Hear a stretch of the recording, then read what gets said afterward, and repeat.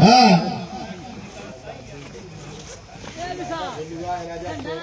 हाँ, बहुत संवेदनशील ढूंढ रहा। झुलादा झुलवाए राजा कोरा में हमके।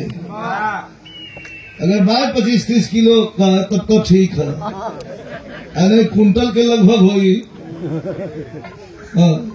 तो तुम्हें चठरियाज मारे को देखा ही नहीं, खत्म नहीं समय नहीं हो तरी मरी पेड़ी ना खो तरी देखा ये सीजन का धूम यही तरह रहल। पहले का जमाना रहल बियाह होकर बचपने में मुंह धो के। आज ताही लड़का अलो है राम प्रवेश देखत हुआ जवान हूँ, बियाह हुई फट देने की विदाई हो गई, लड़की घर में लक्ष्मी आ गई है। लेकिन पहले हम के समय में एक पर मुंह धो के मन करता भाई पंडित जी मंत्र पढ़त हो लड़का कलाकारों मूर्ति कर हम कहला है एक आदमी उठाए भैया हमारो दादा तो सुत गए धा के सुकुल कर्मा जला न उस समय रहा तो गमना के दिन धरा, गमना के दिन धरा है 3 साल 5 साल 7 साल 11 साल बर बधू का जैसा उम्र जोड़ी रहे वो हिसाब से दिन धरा। तुम्हें बर्दाश्त करा वाला अपन रियाजी दे रहा, सुरेंद्र भाई रियाजी रहा, रियाज करे खा पिए वहां खान ना रहे इसे अच्छे चिकन चटुआ रहा मसवार में जाके 4 गोली पिटाऊ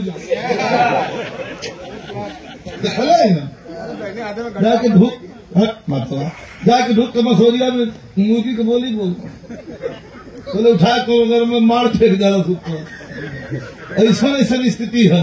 लेकिन करो दुल्हन कलश की गमना करोला ठीक कर जा करा के 1 महीना में चल गईला निक ना कैला। हम यहाँ तकलीफ में है, दुल्हा वहां से पूछला कलकत्ता से तकलीफ अपन बतावा, अपन तकलीफ बतावा।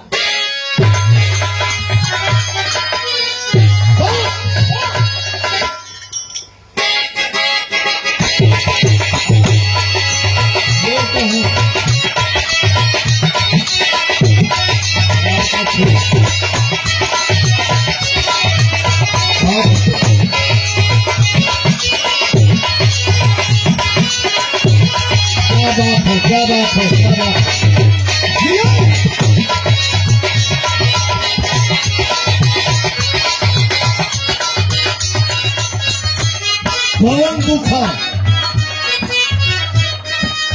पवन दुखा बतावत बात।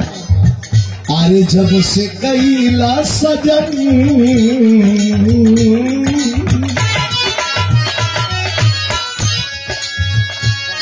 जब से गईला सजन हमर कई के गवन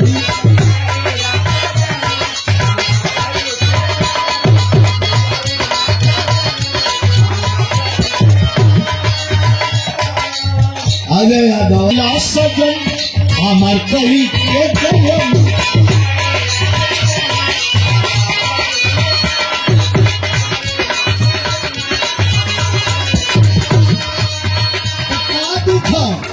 जब से गईला सजन हमर कई के गवन हर घरवा हर घरवा में देवरा गजन करता। अरे हर घरवा में देवरा गजन करता, गोदी में सुता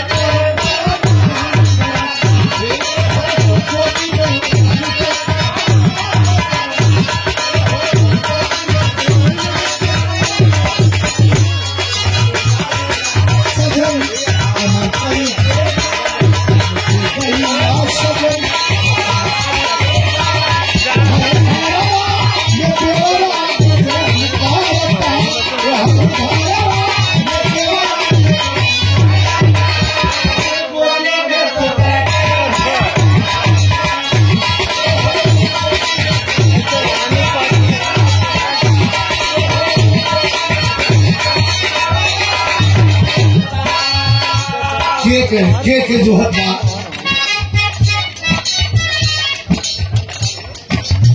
जो हत्या करना जो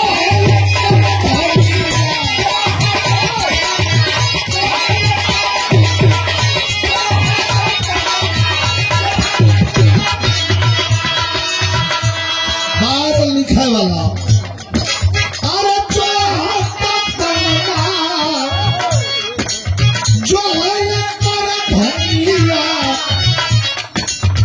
से जिया पर जो हटिया ना दुनिया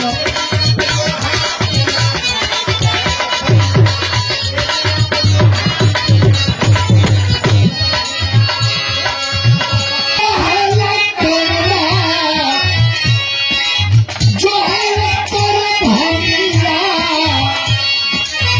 से जिया पर जो हटिया ना दुनिया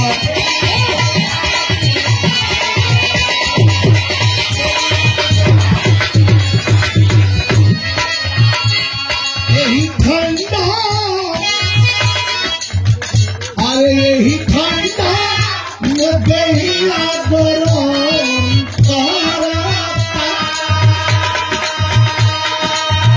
अरे यही ठंडा में गहिया गरम गोदी में सोता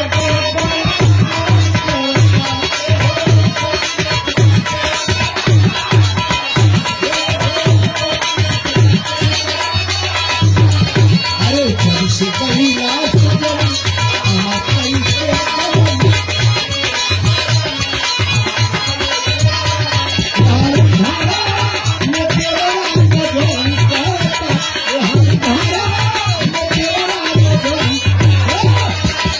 गोदी में